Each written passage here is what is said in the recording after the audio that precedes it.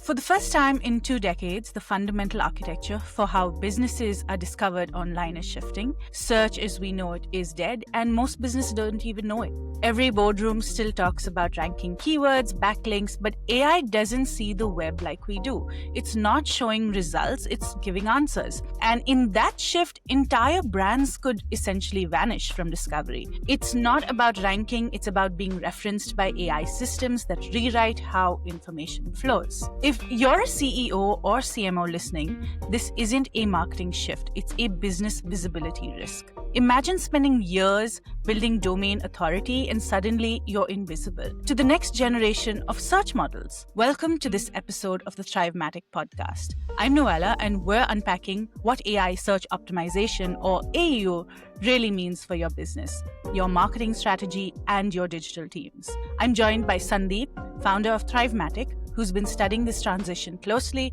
from how AI engines interpret content to how brands can build new moats of visibility. Sandeep, let's start from the top. If you're sitting in a boardroom today, running a pharma company, a mining equipment business, a manufacturing business, or even an education institution, what's actually at stake? Because it feels like we've spent 2 decades chasing visibility through algorithms and suddenly the rules have changed overnight. Correct. Yes, I think before we get into the details and talk about what are the mindset shifts that are needed for people at the strategic level, heads of department, people who are executing these on a daily basis, we need to quickly define what these new terms are because they're being thrown around by everyone and they seem to be used interchangeably. And so let's quickly define what that means and how that's applied. So you mentioned AEO. There's also this term GEO. So GEO is Generative Engine Optimization, and AEO stands for Answer Engine Optimization. Now, for a C-suite exec, how does he or she think about this? If it's GEO, it's essentially a set of things that you would do to make sure that your brand shows up in AI-generated results and summaries. And AEO is how can the AI give accurate answers about your company when your user is on ChatGPT or Perplexity asking questions about your particular company or product. How do you ensure that accurate factual information is being presented to the user? Now, it's important to note that search is a part of the process of taking action and accomplishing a goal. It's a fundamental human requirement for us because we search for information and knowledge about the world. And that is not going to change. Human curiosity is there to stay, and that's not going to go away. It's just the method, the process and speed with which these things function has changed. The complexity of it has changed quite drastically. And it's also rapidly evolving on a daily, weekly basis. And that's how fast things are moving. And so I think that sets the context. And as somebody sitting up in the organization is now thinking, how does my company, brand, product, or service now get impacted by all of these changes? And how do I show up when somebody's searching for a particular problem or a service or searching specifically for my brand in this AI world? So I think it's useful to have that context and also understand what GEO means. GEO helps you be remembered because it helps you show up as a brand. AEO helps you be understood because you're providing credible, factual information to AI. You're essentially training AI to represent you and put forth your messaging and your products to the users. So essentially, the danger isn't that SEO is gone, it's that rediscovery itself is being redefined. And what you're saying is what used to be rank higher is now be referenced. And if AI engines are rewriting information instead of listing it, then being invisible to them means being invisible to the world. That's a bit of a hard pill to swallow for leadership. What's your take on that? Yeah, absolutely. I think that is the big paradigm shift. We associated traditional search engines and we will continue to refer to them as traditional search and traditional SEO. It was all about ranking on page one. But if AI engines don't know about you, the customers will never find you through these new channels. So if you don't exist at all in this now AI mediated web, right? Think of AI as now the intermediary between you and your customer. And it's not a passive one like the traditional search engine, which is just indexing information and ranking and showing results to the user. AI is now pulling information, and we touched upon this in our previous podcast of how, funnily enough, It pulls information from search engines as well. But if it decides that you are not relevant or you don't show up in its data set, you're not going to be talked about and the user is not going to know about you. So I think that is a big mindset shift that companies need to make and executives need to make of how AI is now in the picture and it is acting as the intermediary, and how do you influence AI to surface information and insights about your brand and your product and service that you have to offer. So it essentially is that in sectors like manufacturing or chemical production, where credibility and regulation matter, the moat isn't traffic, it's trust. And if your data isn't machine readable and your brand isn't semantically connected to authority networks, you're effectively out of the conversation. And so our key takeaway here is that AI search doesn't kill SEO, it forces us to rebuild it from first principles, where your moat isn't your ranking, it's your relevance. Now let's talk about marketing leaders. CMOs, sales heads, business development teams, all running dashboards still built for Google, not for GPT. Sandeep, what are the first mental pivots marketing leaders need to make right now? Right. I think just taking on that point that we discussed about visibility. If you don't show up, you don't exist, right? Out of sight, out of mind. So I think that mind shift applies here as well for the heads of department and marketing leaders. Second, I think is also about not just marketing leaders, but if you look at, let's say, other departments in the organization, if you're looking to hire talent, prospective employees are going to search about you on ChatGPT. And how are you going to show up as an employer on AI, right? Same with the competition. So we are still in the early days, and so I think there is that room for you to get a jump start on a lot of the other companies that are still trying to figure this out or have either decided that it's too early for them to do anything about it. So I think there is all of these factors as well to consider. And for marketing leaders, I think clicks and traffic have now been replaced by answers and conversations. That is the user experience, and that is the direction in which the web is moving or the internet is moving. So ranking, keyword optimization have some relevance. I wouldn't say they have no relevance. So you need to now start looking at citations. How does AI cite credible sources of information in the process of synthesizing its answer and providing that to the user? So how do you show up in those answers? Citations. How do you optimize your content for answers? Because if you're getting into this conversational mode, how is your content aligned to that? And that's where the answer engine optimization also comes in. I think the other aspect is content volume versus quality. Previously, we looked at how many blogs and social media posts can we publish. I think the new mindset should be how cleanly structured and factual content am I able to publish? And the reason we're saying structured and factual content is because it needs to be machine readable. And in addition to what have always been true about content, which is it needs to be engaging because ultimately it's for the user. But now you are creating content not just for the user, but also for the machines. And from a SEO tactics point of view, search intent and backlinks were some of the major areas of focus traditionally. Now that evolves into entities, relationships, and meaning, semantic, right? How do you build this knowledge graph around the entities and your business? So I think these are some of the things that marketing leaders need to look at. Go from thinking about page views, clicks, and click-through rates to brand mentions in the AI answers, keyword ranking to now being included in AI summaries, acquiring backlinks versus how does your entity get recognized and how do you build trust and how do you send trust signals to AI? Right. So we're moving from measuring impressions to essentially measuring mentions, from optimizing for keywords to optimizing for context. If you're a marketing head in, say, industrial manufacturing or education, you can't just ask how many people saw our content. You have to ask, is our expertise being cited in the AI summaries? Are customers reading our AI summaries, or our customers understanding and recognizing our presence in these AI summaries? Is there anything else that a marketing leader would essentially need to consider? Yeah, I mean, take a look at some of the different industries, some of which we've worked with in the past. Let's say a B2B company in the tech or services space, a marketing person in such an organization would previously say, Let's create blogs, case studies, and ads to generate leads. Now the mindset should be, how can we make our expertise discoverable and quotable by these AI systems? So then you need to figure out, how do you do that from a GEO point of view? How do you do that from an AEO point of view? So if GEO is about getting your brand mentioned and discoverable and being visible, then what is the authoritative pieces of content you can publish in what places, whether it's LinkedIn, industry blogs, or places where some of these LLMs like to take information from, right?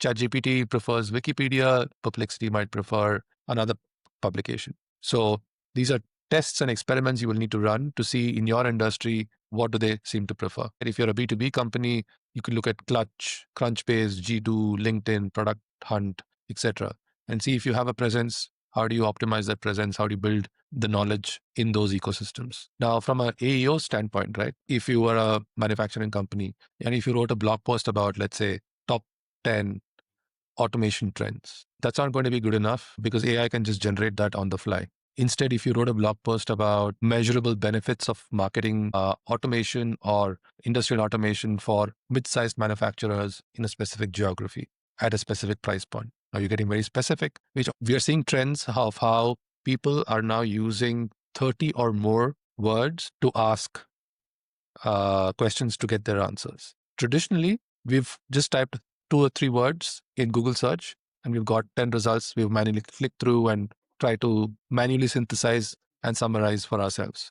AI is doing all of that for us now. And therefore, we need to change our way of marketing to align with this. So when you create content, the other thing that you will want to add is, let's say, schema markup, which again, we'll talk about in more detail going ahead. We can maybe even take the example of education. So let's say a private university like the one that we work with, uh, if previously one would think, okay, how do we attract student inquiries and boost rankings on search? That would be sort of the primary objective. But today, you would want to think about how AI assistants can accurately describe who you are, what you offer, and why you're different, and show up when somebody searches for, let's say, top liberal arts universities in Asia, in India, etc. So there are 2 parts to it. One is to show up. Second is to have accurate information about you being represented in AI. And this also goes back to something that the top execs in the company need to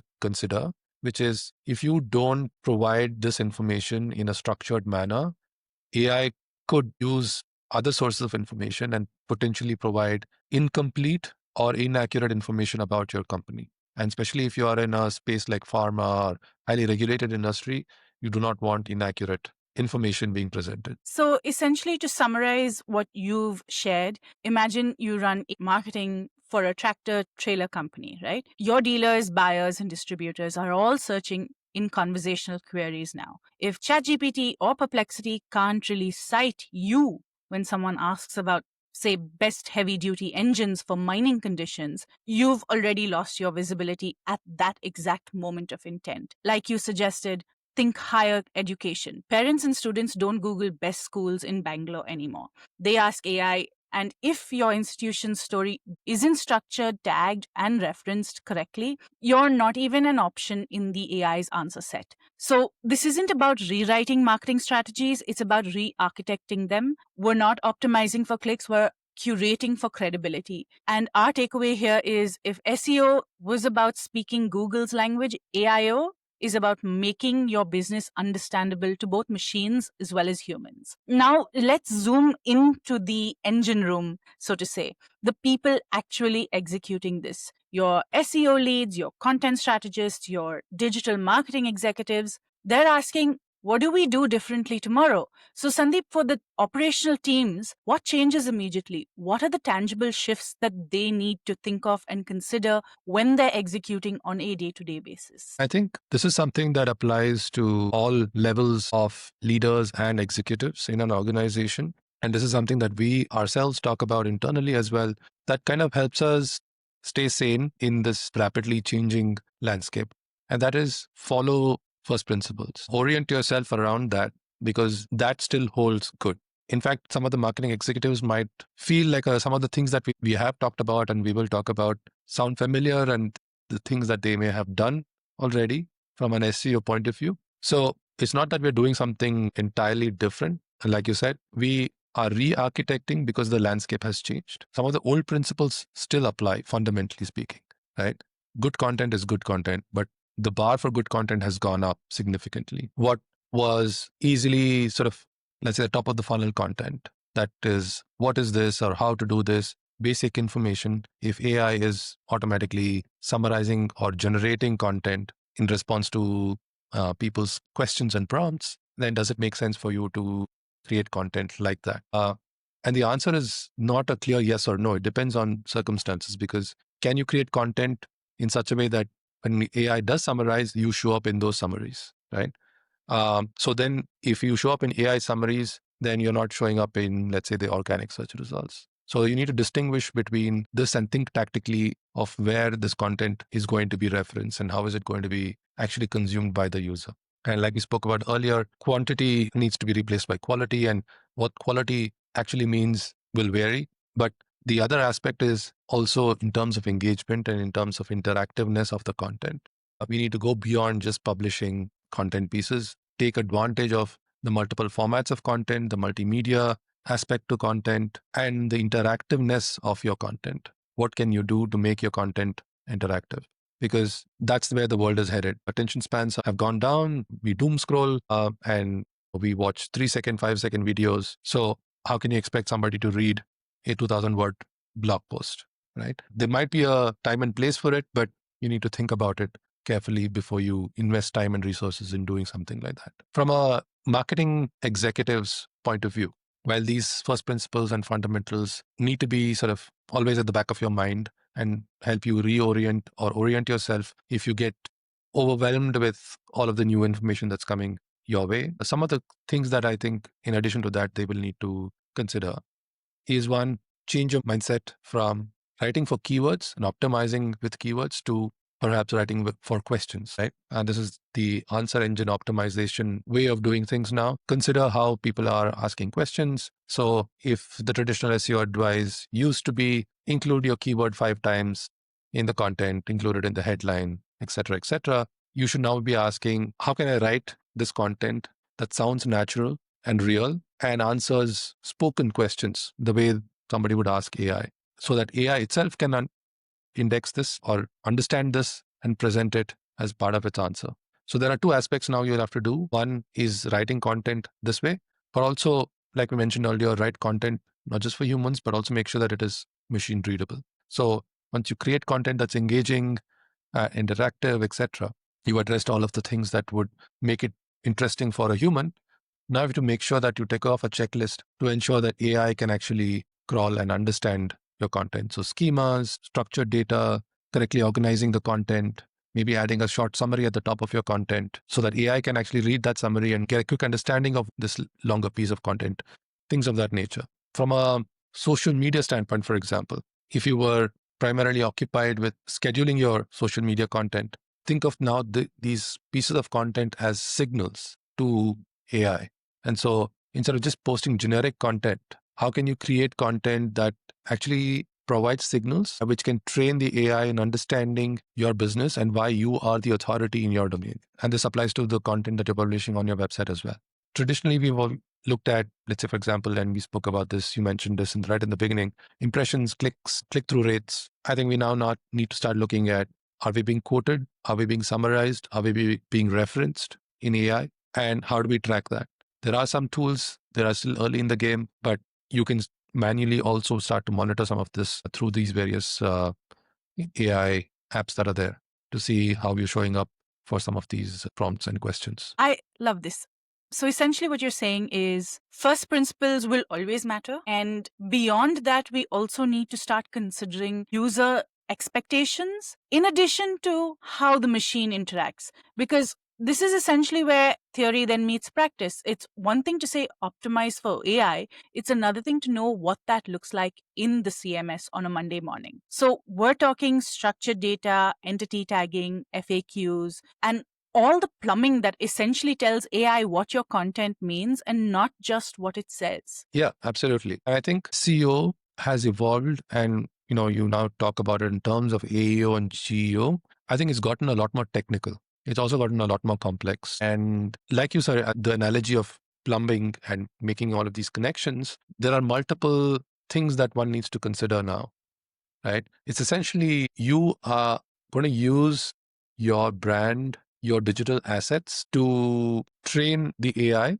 in a way that it can accurately represent your business. And when it is providing answers to questions, it can cite and include content from you because it recognizes you as a credible, trustworthy source. And some of the things, like we said again, fundamental principles still hold good. It's just that they have evolved and they've changed in terms of how relevant they are and how they actually get used. So backlinks now have become citations. What does that mean? How do you do it? These are the nuances and differences now between what one would say traditional SEO and GEO or AEO. Now let's talk tools. We're seeing marketers use ChatGPT's web browsing mode to check citations, schema markup, validators, clear scope, EasyGen. But the real question is, how do teams measure success now? Right. I think this is a challenge that I don't think everybody has figured out, and most people are experimenting because measuring the data has become difficult. You just can't measure clicks anymore. Clicks are dropping, traffic is dropping.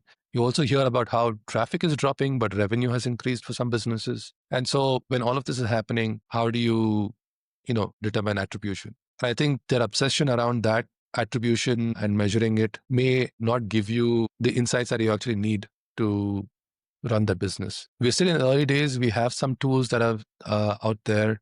The traditional SEO tools now have an AI component where it lets you check whether you're being cited in AI summaries, or if you're researching a keyword, it'll tell you if that same keyword also appears in uh, AI searches and AI summaries, things of that sort. But the big caveat here is we don't have access to direct data. This is estimations, third party, etc. kind of data, and take it with a pinch of salt till sort of the space becomes a little bit more mature and we have a more definite way of measuring or a more reliable way of measuring some of this data. So the only way is for you to just use the tools, but be mindful that it may not be 100% accurate. Measure for now how you show up in the different AI tools, keep a tab on that. And that's in terms of the measurement. But the tools and a lot of the AI tools can also help you do some of the automation work, right? This is sort of using AI to improve your own productivity and the end output, the quality of the end output.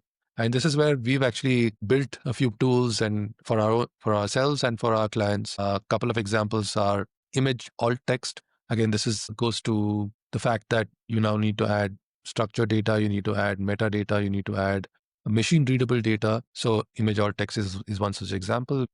Used AI to automatically generate image alternative text for your entire website. We were able to generate that for a website with 10, 15,000 plus images using this tool that we built. Similarly, we are currently building a tool which actually lets you check your competitors in AI searches. So if you were to put your website page URL, describe briefly in 2 or 3 words what that page is about, and let our tool do the audit, it can actually do a bunch of things. One, extract the content from your page, understand using AI what the page means and how AI would summarize, and you get to see what that looks like. Then we use that information, we do intent analysis. So the brief 2 to 3 keywords that you gave us, we'll actually generate using the technique that AI chatbots like ChatGPT and Perplexity use called fan out queries, generate multiple additional queries and keywords that cover the main intent and all of the sub intent around the keywords that you provided, and then run searches for all of them on traditional search and AI search. And this is not simulated data, this is actual search that we run using APIs. Fetch the results and then scan through that and look for your competitors, both direct competitors and content competitors, people who are competing just from a keyword point of view, and those that are actual business direct competitors. We categorize and we provide that information, and then we can actually do gap analysis. So if your competitor is being cited by, let's say, ChatGPT, and you're not, what is the gap between them? Why are they being cited and why not you?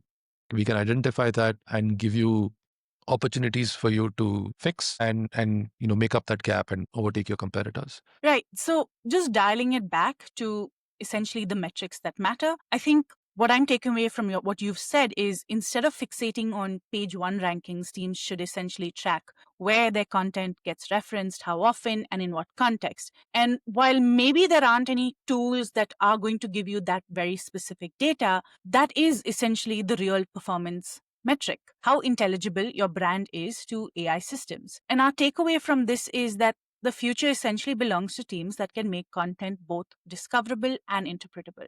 Now, while there are no tools that are going to give you the metrics and the very specific data, we've built a tool which will, at the very least, give marketers that edge in to evaluate where they stand. That's going to be that first step in the direction of identifying whether everything that they're doing essentially works for the business. So AIO isn't replacing SEO, it's essentially just re-engineering the bridge between human expertise and machine understanding. When we strip it all back, this isn't a story about algorithms, it is essentially about evolution. SEO taught us how to speak to machines, AIO is teaching us how to collaborate with them. Because the question isn't what replaces SEO, it's what replaces visibility as we know it. So Sandeep, before we move into the next pieces, maybe at this stage, it would be a good idea to talk about the different acronyms that are being thrown around in the space. We've got GEO, we've got AIO, we've got AEO. We've got so many new acronyms, and everybody is essentially using them as a replacement for SEO. Some of them are using it as interchangeable acronyms. Each of these things essentially, like we've discussed previously, sit within the SEO ecosystem, but they all function for very different, very specific reasons. You've already touched upon explaining, answer engine optimization. You've explained all of that, but maybe we could go through each of these acronyms and you can explain how they function within this search ecosystem, explain what they mean and how people need to think about them essentially. These are terms that are, like you said, being used interchangeably.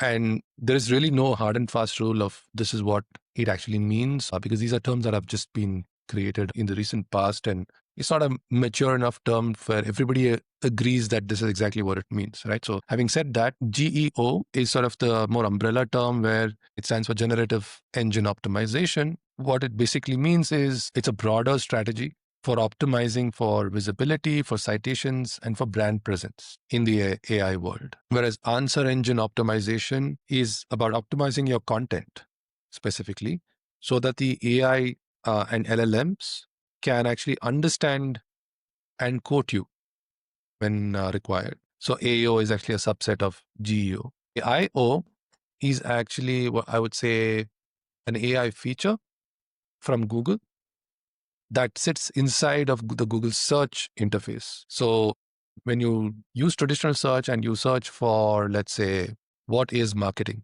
It's a kind of a top of the funnel basic question.